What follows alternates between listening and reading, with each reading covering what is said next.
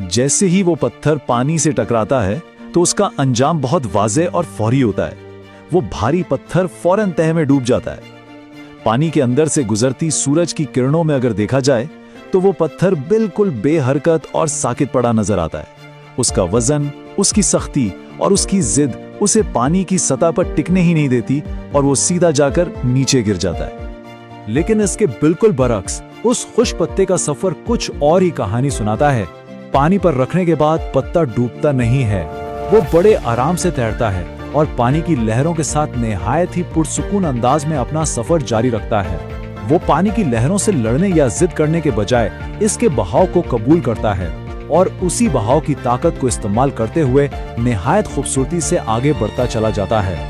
आज की इस तेज रफ्तार जिंदगी में अक्सर ऐसा होता है कि हम कुछ बहुत ही बुनियादी और सच्ची बातों को पीछे छोड़ देते हैं।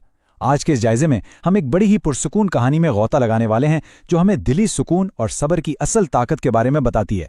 रोजमर्रा की दौड़-धूप में हम सब इतना उलझ जाते हैं कि ठहराव की अहमियत बिल्कुल ही ज़हन से निकल जाती है।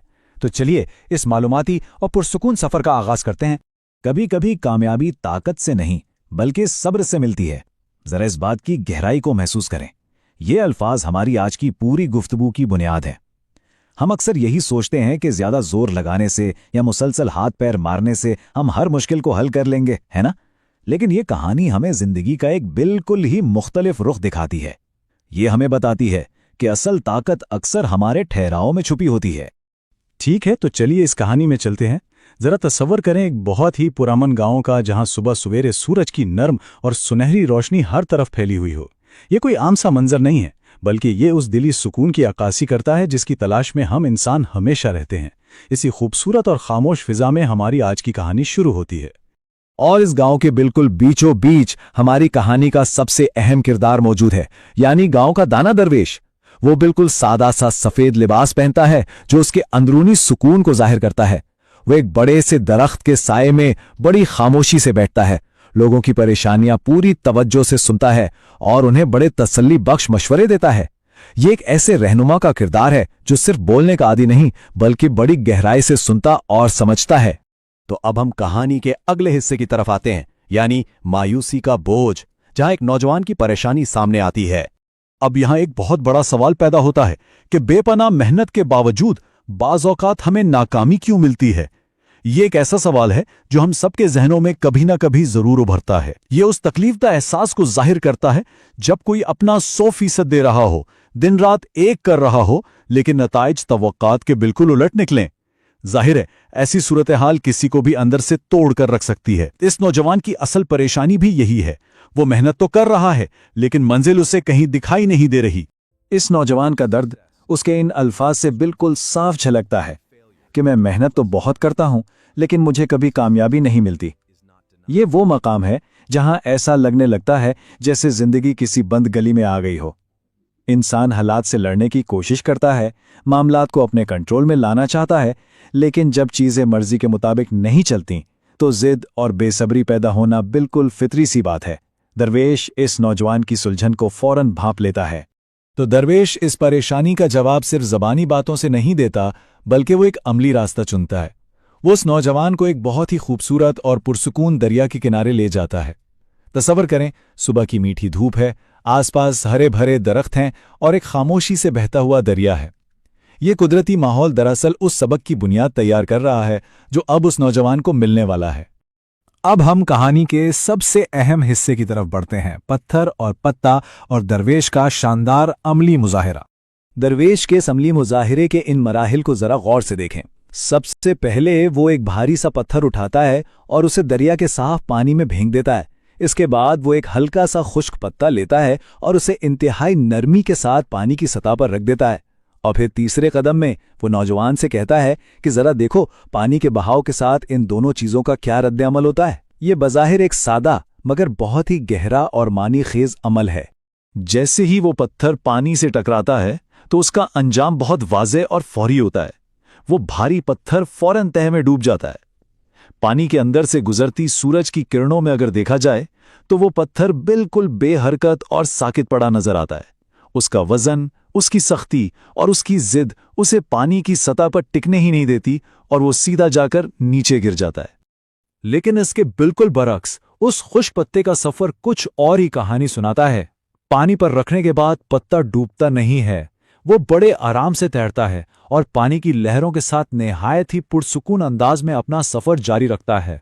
वो पानी की लहरों से लड़ने या जिद करने के बजाय इसके बहाव को कबूल करता है और उसी बहाव की ताकत को इस्तेमाल करते हुए निहायत खूबसूरती से आगे बढ़ता चला जाता है।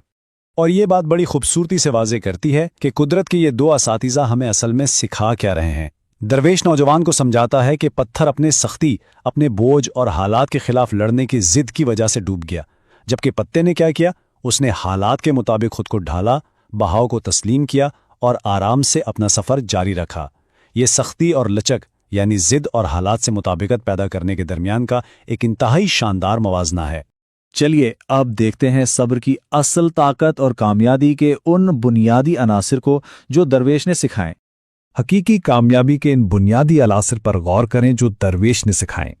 दरवेश बताता है कि जिंदगी में जब हम पत्थर की तरह जिद और बेसब्री दिखाते हैं तो हम डूब जाते हैं, रुक जाते हैं।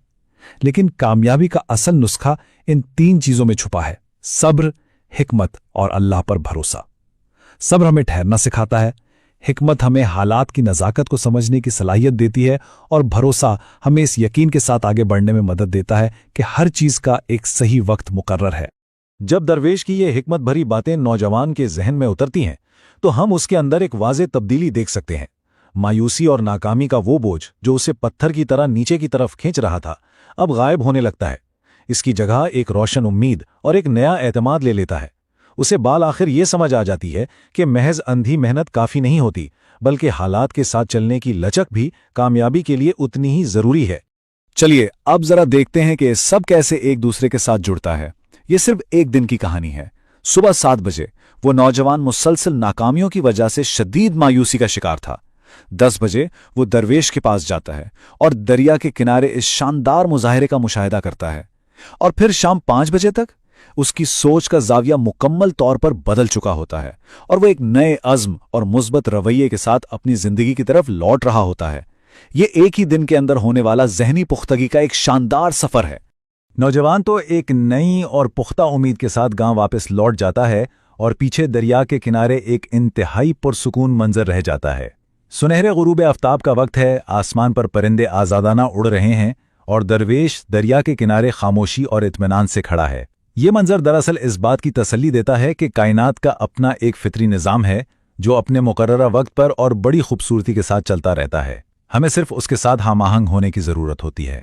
और हम इस मालूमाती जायजे का इख्तिताम इस इंतहाई ताकतवर और फिक्र अंगेज़ बात पर करेंगे: सब्र वो रोशनी है जो अंधेरों में भी रास्ता दिखा देती है। आज की इस पूरी बहस का निचोड़ बस यही है।